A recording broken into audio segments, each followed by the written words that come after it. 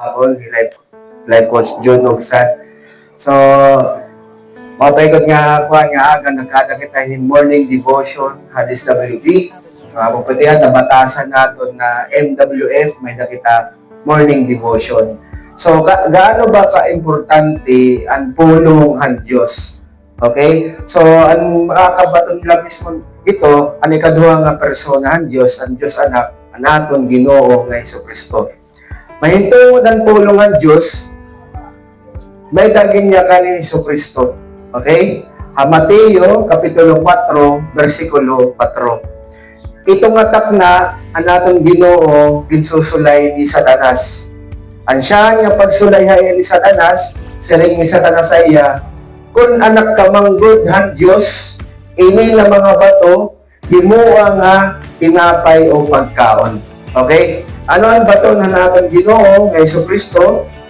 Siring na natin Ginoo, pero bumaton ni Jesus, na siring ang kasuratan, nabubuhi ang tao, dirila pinaagi han pagkaon, kundi pinaagi han kada pulong nga nati kang ababa ang Diyos. Karigsigan kasangkayan, kita ng mga tao, nag-iisip kita na ang pagkaon ng lamisa naghahatag haaton ng kinabuhi. Diba? Pero siringan atong Ginoo, diri latiya asya naghahatag ng kinabuhi. Ang naghahatag niya pang kinabuhi, ang iya pulong. Okay? Nabubuhi lang ang tao, diri laha pagkaon. Kita ng mga tao, nagunahuna kita, na nakadipindi kita ang pagkaon. Tama? Diba? Sanglit importante haaton ang pagkaon. Kasi ang nato nahuna, kunwaray pagkaon, mamamatay kita. Kunwaray kita kaon-kaon, mamamatay kita. Sugat kita itong nakadipindi ang pagkaon. Kasi ang nato nahuna, amo na ginagahatag-hatuhin, kinabuhi.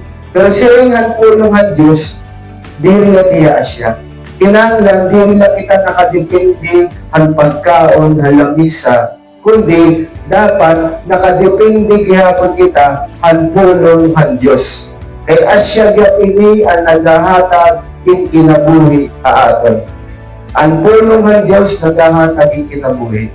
Kung ato na nahuna, ang pagkaon, ang lamisa, nakakahatag in kusog. Ang pulong ng Diyos kasangkaya nakakahatag gyapin in kusog.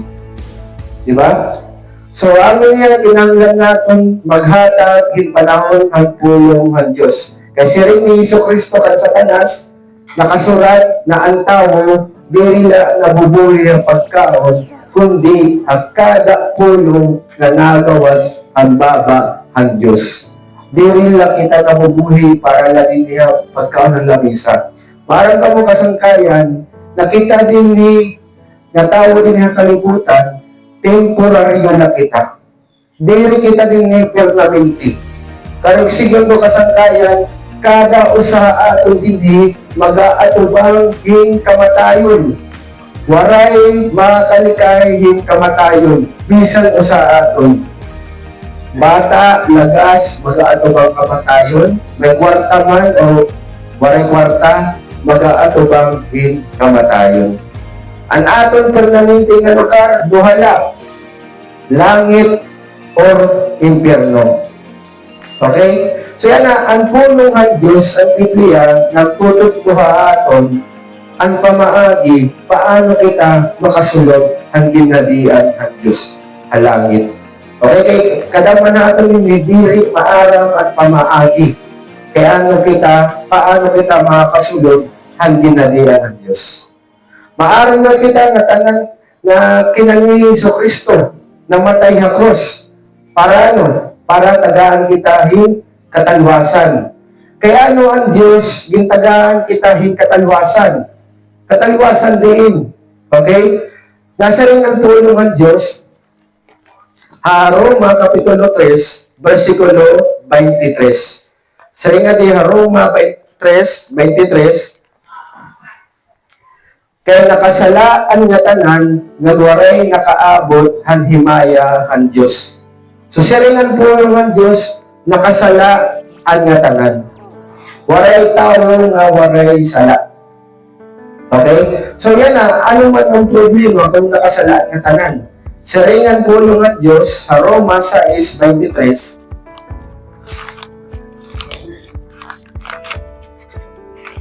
anay ha? Nandidikit ak Biblia. Okay. Sa ringan diha, Roma 6:23, kay ang bayad han sala, amuan kamatayon. So karig signon, umabot ang kamatayon, kay asya tiya ang bayad han sala. Nagkaadak kitang kamatayon, physical, lawas nun, ngan spiritual. Okay? So yan na, mahintungod ang kamatayon, nasa rin nga nihaging Padayag, Kapitulo 20, versikulo 14. Sa rin nga di, ang lanaw han kalayo, amo ang ikaduha nga kamatayon. Ang impyerno sangkay, ikaduha itiya nga kamatayon. So sa rin ang pulungan Diyos, ang bayadan sala, kamatayon. Thank you po, Lord Coach Matt. Gruga po na piniha ako, Lord Coach Matt. So yan na, sa rin ang pulungan Diyos kanina, ang bayadan sala, kamatayon. Ang ikaduha nga kamatayon, impyerno.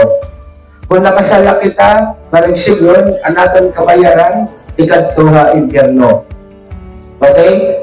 Angay la kita, ikaduha impyerno. Kaya ano ang rason? Nakasala kita. Panagitan din niya Tacloban City, may ada kita din ni Balaod. So yan na, ano sa nga Balaod din niya Tacloban City, bawal mangawat. Kung ito sa nga tao, nangawat niya yung sarapyan, nahitakpan niya, nangawat yung sarapyan, din ato pang niyang pukul, a judge. So yan na, pwede ba magyakan, ini nga tao makawatan na judge na, judge, ayaw ako pagprisuha, kay may dapuman mag-ulpay nga buhat. Piprisuhon lang yapon yan, judge. Kaya ang rason, nakasupak yan Balaod, nakapangawat iyahan, motor. Ano man na pamaagi, kaya ano kita nakakansala, kita tanang na tao ng sariling pulo ng Diyos, nakasupak ang Balaod. Waray tao nga waray nakasupak ang Balaod. Kanan kita rin nakasupak ang Balaod. Okay? May dapat umiha, tabi din na hinumtuman ang napuno masugo, 10 Commandments. Siya rin ang tulong ng Diyos, di rin lang tutog pag-memorize. Kinahanglan mo buhaton ang 10 Commandments. Nasa rin nga tanong sa Commandments, ayaw pagbuwa. Di kami mong kabuti, ayaw sa rin pagdako, nakagbuwa ka na ba? Kada mo na, di ba? So, karigsig nun, nakasupak kita hang Balaod. Sa rin ang tulong ng Diyos, ang bayadan sala, kamatayon. Sanggit nga ni kung hahatulan kita yan ang Diyos, kung man nga ni kita yan ang Diyos, impyerno. Tama mali, di ba? So yan na, maupay na lang, kuman ni Jesucristo. Anong panuyo, kaya anong kinani ang aton Ginoo nga Jesucristo? Ang bato nito nila, nasa rin in Jesus, Juan, Kapitulo 3, versikulo 16. Ini nga pulong ini hatong Ginoo nga Jesucristo. Sa rin niya, kaya ginhigog magod han Diyos ang mga tao makalibutan na iginhatag niya ang iya uusagod lang ang anak. So tungod ang paghigugmahan Diyos, iya iginhatag ang iya uusa lang ang anak. Kinutiya, ang atong Ginoo nga Jesucristo. Ang ikaduhang personahan Diyos, ang Diyos anak. Iginhatag ang Diyos amay, ang Diyos anak, kay tungod na higugmay aton. Karagsigang kasangkayan, ang pag-abot ni Jesucristo nga kalibutan, pagpapakita itong gugma ang Diyos sa aton. Kaya kung diri na higugma aton ng Diyos, diri mapakanhi ni Jesucristo. Di ba? So, tungod na nahigugma aton ng Diyos, iya iginhatag ni Jesucristo. Kaya may daya paghigugma aton. Karagsigang kasangkayan, bisan kita makasasala, waray kawara ang gugma ang Diyos. Kita ng mga tao, kung itatong kakilala, nakasalaha aton, labi na kung dako ang sala, posible mawaraan natin gugma era. Tama ba? Pero maupay ang Diyos. Di ba?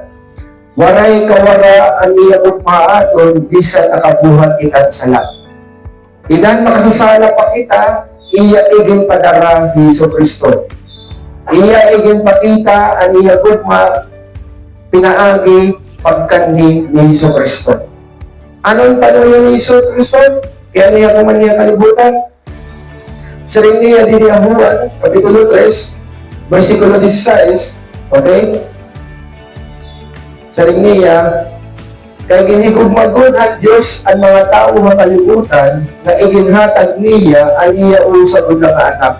Para ang bisan hito na tumuha iya, di rin na mamatay, kundi magkakamayada kinabuhi na waray katapusan. So ang panuyo ng Diyos sa aton, kaya niya iginhatag Hesus Kristo para tagaan kita ng mga tao kinabuhi na waray katapusan. Ito nga kinabuhi nga waray katapusan, nagsisimbolo tiyahin katalwasan. Maaram ang Diyos na kita ikadto na impyerno. Yan nakitahan Diyos, nakita ng mga tao, waray kita kapas. Para para talwason na naton kalugaringon. Waray kita kakayanan paglikay ha impyerno. Okay? Kasi kung may ada kita kapas, kung kaya natin talwason na naton kalugaringon, diri na mapakan ni Hesus Kristo. Diri na hiya maparay sa krus. Kung may ada kita kapas magtalwas sa natong kalugaringon. Pero ang pag-abot ni Hesus Kristo kasangkayan, nagpapakita niya na niya kamatayon ng krus, nagpapakita niya gusto ipasapot haatan ng Diyos, nakita ng mga tao mga kasasala, waray kita kapas pagtalwas sa atong kalugaringon. Tanang kita tikadto na impyerno. Pasalamat kita na nagigugma, ginpakita ang gugma ang Diyos sa aton. Namatay Hesus Kristo sa cross. Para Hesus Kristo namatay sa cross, kay hiya ang nagbayad ang pinalidad ang sala. Hiya ang nagatubang ang sino ang sala. Para ang mga tao na may ada pagtuha iya, diri na mag-atubang ang pinalidad ang sala, diri na mag-atubang ang sino ang sala. Kaya ang Ginoo na nagbayad nga nagatulbang ang sino ang sala. Di ba? So karigsig ng kasangkayan, ang mga katalwas na aton, ang ikaduhang personahan Diyos. Ang aton Ginoo nga Hesus Kristo. Ang naghimo ang langit ang kalibutan, kumanhi para pagtalwas sa aton. Iya iginhatag at kinabuhi niya para ang aton katalwasan. Maangkol natin ang katalwasan, pinaagi ang aton pagtuo pa iya. Iningatak na kasangkay diri niya aksidente. Yung plano niya Diyos sa aton kinabuhi. Okay? Para pag umabot ang taknahan mo kamatayon, diri ka na makakagirong ang Diyos na diri ka maaram. Waray ka makasabot ang katalwasan. Diba? So yan ang panahon sa kay iningatak na amin yung takna na pinanglan natin balyuan ang atong panunahuna. Pinanglan na natin ibahon ang atong panunahuna. Na ang atong panunahuna yan na kung waray kita relasyon ng Ginoo, kung diri hiya natin karawat bilang Ginoo ngayon manulubos, ikat po kita ay impyerno. Yan ang takna sa kay yung plano niya Diyos makabatikan maot kay asumat para para magkaasagot ka na Hesus Kristo na ang mga katalwas sa imo. Waray na iba. Waray ka nga ni relasyon na Ginoo, diri ka nga ni mangita na Ginoo, di mo nga niya karawton bilang Ginoo at di ka ngayon makasing-kasing na nunahuna na namatay niya para di mo katalwasan, diri ka makakaangkol ng katalwasan. Naigits po ba yan? So, kariksul ko kasangkayan na Hesus Kristo namatay nga cross, iginlubong, kahuman tulo ka adlaw, na panahuriya, buhi aton Ginoo. Naling ko niya na hantulungan Diyos Amay. Ang iya lawas niya na mahimayaon nga lawas. Kung baga English, glorified body. Kung ano't may adaya na ni Hesus Kristo nga lawas na mahimayaon, punong himayan nga lawas, amo gihapon madang nga kaaton. Diba? So, makakaupod na natin ang Diyos kasangkayan, pinaagi at pagtuo ka ni Hesus Kristo. Dili mo nga ni karawto ni Hesus Kristo, di ka may makasing-kasing, nahiyag imong Ginoo, na nanungubos, diri kaniya, papasudlong kaniya italiya. Okay? Yan salita ni Jesus sa Juan Kapitulo 6, versikulo 47. Sa ring niya, nagyaya ka nini ang atong Ginoo. Susumatan ko kamuhan kamatuoran, ang natuo nga akon, may kinabuhi nga waray katapusan. Anakan ni pa habaw-bawan tuna ang atong Ginoo, ang iyang ginwawali, kung matuo ha iya, may kinabuhi nga waray katapusan. Kabayo ang atong pagtuo na kinahanglan naton tumakod na diyan lahat mga katalwa sa aton, waray na iba. Okay? Waray nga ni kita relasyon ha atong Ginoo nga Hesus Kristo, diri nga ni kita dumao pa iya, diri kita makakaangkon ng katalwasan. Ang kaya na makahatag aton ng katalwasan o usala ang aton Ginoo nga Hesus Kristo. Waray nga ni tao nga dumao pa iya, nagpaparhayo ka iya, diri makakaangkon ng katalwasan. Sa rin pa diri ang Hebreo, Kapitulo 3, versikulo 18, sa rin nga niyang tulong ng Diyos, Hebreo, sanglit, sugadhan din siring ang Espiritu Santo. Kung mamatian niyo na adlaw ang iyo boses, ayaw pati kaha ang iyo mga kasing-kasing. Na mayada sugo ang Diyos. Ang sugo hayato ng Diyos, kung mamatian natin na adlaw ang iyo boses, ayaw na natin pati kaha ang atong kasing-kasing. Ini nga panahon, ini nga takna sangkay amon takna nga gitatawag ka na ang Diyos. Na kinahanglan nimo balyuan na nimo pananuhuna. Na ayaw pagunahuna nga waray nga kapaliwasan para imo. Ayaw pagunahuna nga may ada kang abilidad pagtalwasan nimo kalagaringon. Balyuan natin mo na huna, ayaw na pagtapod at nimo kalagaringon buhat. Kayo kaya diri makakatalwas sa imo. Kinahanglan mo balyuan mo na huna, dumaw pa Ginoo, umatubang ang Ginoo, karawton mo ya, bilang usa nimo nga Ginoo ay mo kinabuhi ng manunupos. Amo din tatawag ha atin nga na ang Diyos. Diri ni aksidente, kaya kita nakabatid sa galing ng pulong. Ang Diyos ini ang nagplano ha aton para kita makaangkon ng katalwasan. Ini ang nakita kitatawag. Kung gusto niyo magkaroon ng katalwasan, kinanglan mo, tumapod ka ni Kristo. Kalimtinan niyo mo kalugaringon, abilidad, kalimtinan niyo mo, hunahuna nga, waray kakatalwasan, sangkay may nakakatalwasan. Ang ginhatag aton ng Diyos, Hesus Kristo, namatay niya para aton. Nahigit subaya. Yan last na verse, nasa nga din ang Mateo, Kapitulo 11, versikulo 28. 11:28, saring nga di ang nagayakan nini ang aton Ginoo na Hesus Kristo. Saring ni Jesus, daot haakon, kamo nga tanan nga ginugulan nga binubukatan. Ngan tatagan ko kamo hing kapahuwayan. May ada sulgo ang ating Ginoo. Sa niya, daot haakon. Karang singon, ayaw na pagpaharayo ha iya. Hingot, gipapadaw pa iya, kamo nga tanan nga ginugulan nga binubukatan. Karang singon kasangkayan, iti mo daradara na problema, kung mapaharayo ka Ginoo, diri ito yung mawawara.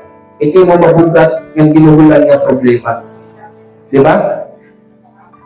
Tanan kita din nag-aapot ang yung problema.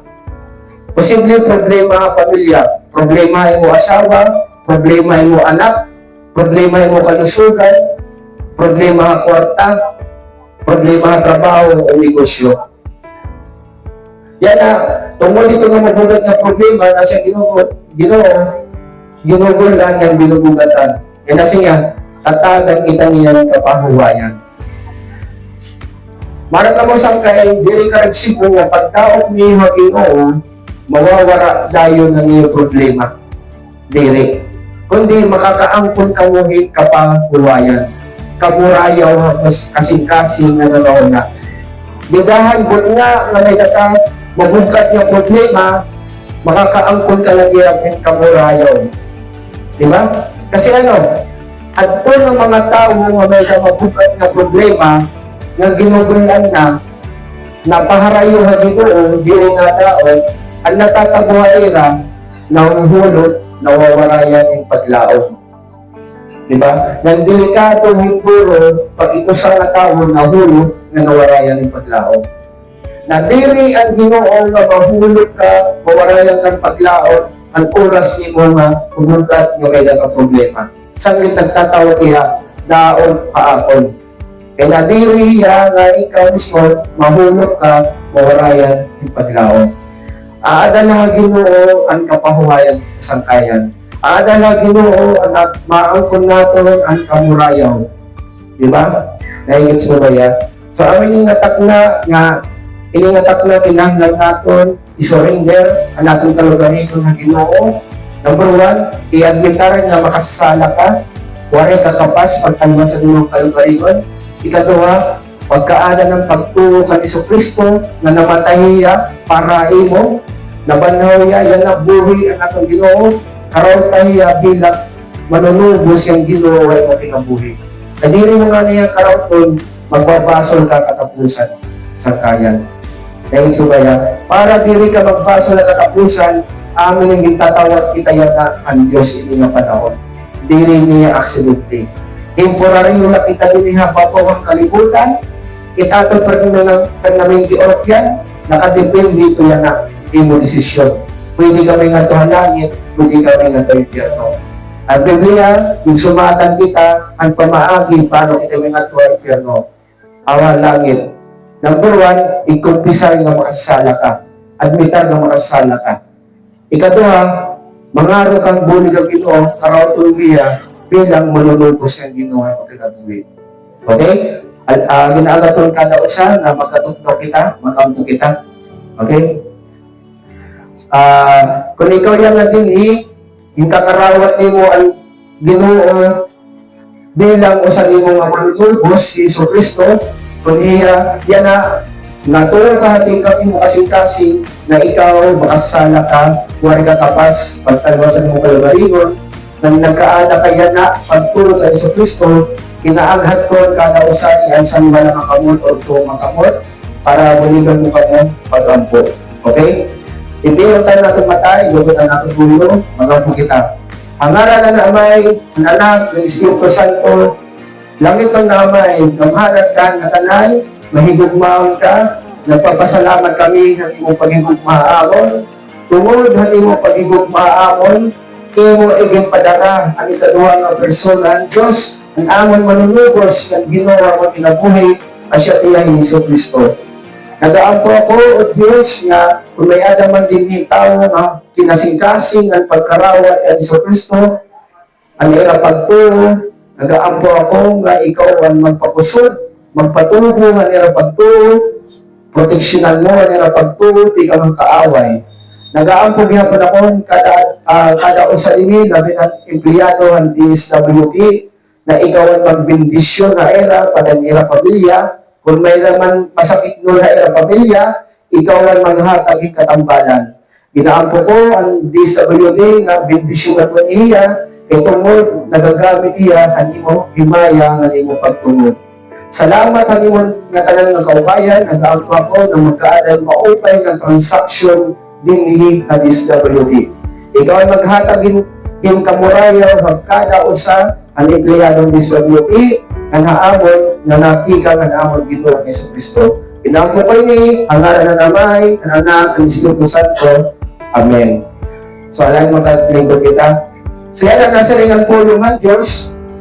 Kung hingaman ang kumarawat na tumuha iya, nasaringan pulungan Diyos sa Juan Kapitulo 1, versikulo 12, intatagan niya katungod na maging anak ng Diyos.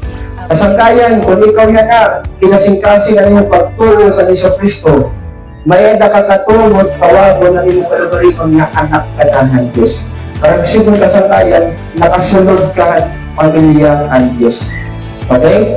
Dili ka na kaaway ng Diyos kung hindi kaaway mo Iso Kristo bilang imo idulungan ng Diyos. Okay? Damo nga salamat po iyo. Ibalik ko kayo ang left coach. Okay na ba? Sige po. Coach Matt. Okay. Hello, magandang araw mga kapatid natin dyan. So, katatapos lang ng morning evangelism natin sa DSWD. Okay, so nakasama natin si Pastor June Ugsad, at si Pastor Matt Dilima, okay, senior. So yun, so pagdasal natin, yung nakinig kanina, na sana yung salita ng Diyos ay mag-grow, okay, at makapasok sila sa mga Bible study natin. So yun lang, ingat kayo dyan mga kapatid. God bless you. Continue to share the gospel of God through Christ Jesus.